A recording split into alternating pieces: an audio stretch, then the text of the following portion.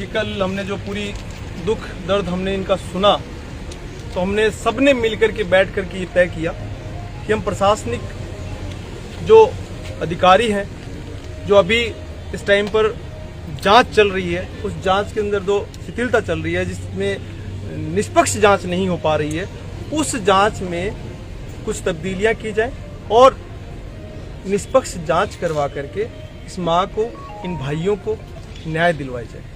इन्होंने अपना बेटा खोया है, इन दोनों ने अपना भाई खोया है।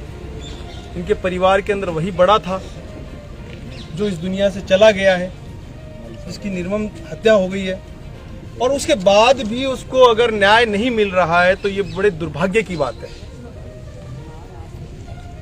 पुलिस के जो अब तक के जो अभी कार्रवाई की है पुलिस ने, उनके ऊपर कुछ सवालिया निशान खड़े हैं। सोशल मीडिया पे काफी मैंने भी देखा है, आप लोगों ने भी देखा होगा कि एक दुबली पतली सी महिला एक हट्टे कट्टे पुरुष को इतनी आसानी से कैसे मार सकती है। ये बात हजम नहीं होती है। ये कोई भी आदमी इस बात पे यकीन इतनी आसानी से नहीं कर पाएगा कि एक दुबली पतली सी महिला है, वो एक इतने हट्टे कट्टे पुरुष को और इस तरह से मार देगी। इम्पॉसिबल सी बात लगती है। बार बार इस माँ ने यहाँ पर आकर के गुहार लगाई कि भाई कोई ना कोई इसके अंदर लिप्त है। किसी एक को इस मामले में गिरफ्तार भी शायद किया था और उसको शायद छोड़ दिया भी गया है क्लीन चिट दे करके। मैं एक चीज आपको बताऊं, फतेहपुर डीवाईएसपी साहब का बयान था मीडिया के सामने, वो मैंने देखा है खुद।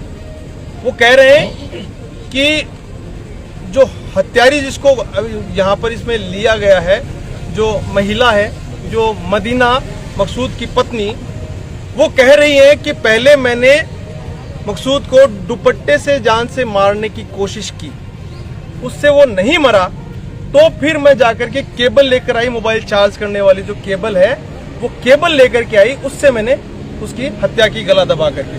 अब सोचने वाली बात यह है कि वो जब केबल लेने के लिए जाती है तो मकसूद लेटा रहेगा, वहां पर सोया रहेगा कि हाँ तुझे केबल लिया मेरे को मारने के लिए, मैं यहाँ पर सो रहा हूं, तू मार देना मेरे को आकर के। कैसी बचकानी सी बात है।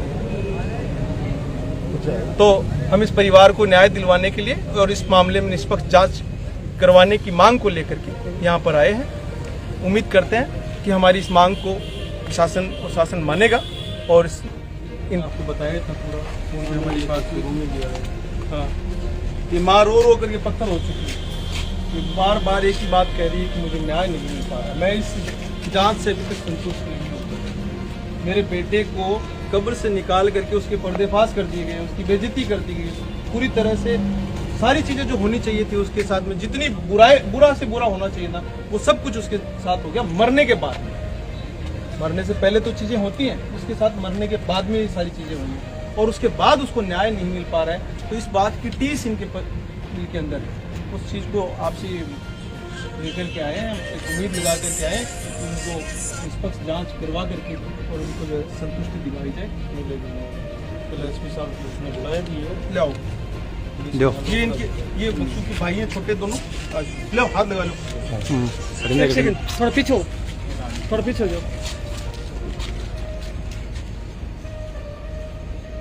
जी थे जिनका 2 जुलाई को हत्या हो गई थी, जिसे प्रथम दृष्टया आत्महत्या माना गया था। फिर 10 तारीख को उनकी कब्र उधेड़ करके पता किया गया, पोस्टमार्टम किया गया, जिसमें उजागर हुआ कि उनकी हत्या हुई है। मैं जिनके साथ खड़ा हूं वो मकसूद की मृतक की मां है।